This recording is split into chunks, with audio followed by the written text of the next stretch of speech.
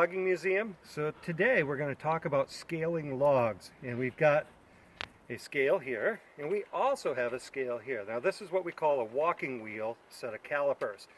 So back in the day, and actually it still applies today, wood has to be scaled. And what scaling meant is that they could calculate out the volume, because sales were based on volume. And the volume that they used was 1 board foot. And what's a board foot? Well, a board foot is a piece of wood, if you can picture this.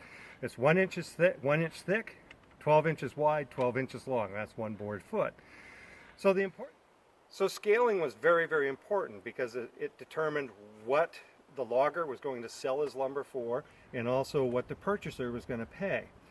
And oftentimes logs would be scaled multiple times throughout the process. They'd be scaled at the landing after the logger had landed the logs on the stream or whatever. Other times it was also scaled at the end of the log drive. So it's very important that you knew how much wood you'd cut and how much wood that you were purchasing. So what we have here is a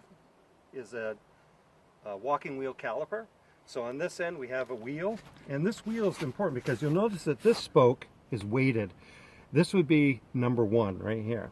And then as you walk it down the log, this would be 1 foot, this would be 2 foot, and 3 foot, 4 foot, and 5 foot. And of course these would be 6 inches. So 1 revolution of the wheel is 5 feet.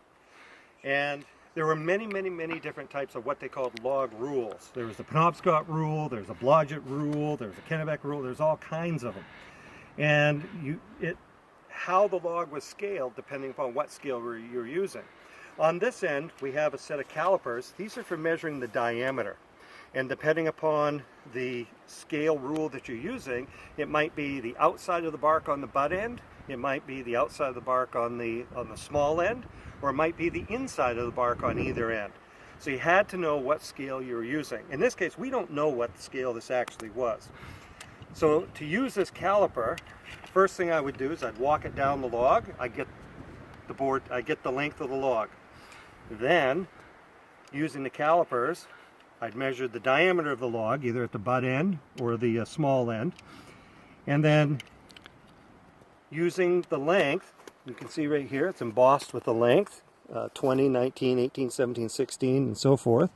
And there's other lengths on this side, all the way out to, I believe, 30. So to use this caliper, what I'm going to do is I'm going to set the weighted end right at the end of the log, and I'm going to just start walking it gently along the log. So there's 5 feet, there's 10 feet, there's 15 feet, 16,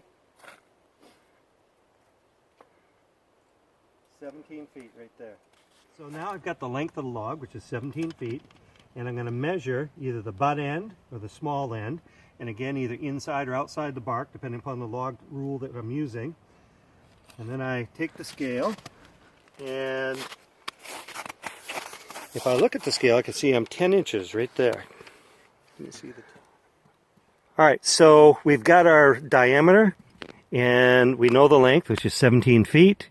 And I can see right here we're at 72 board feet for that log.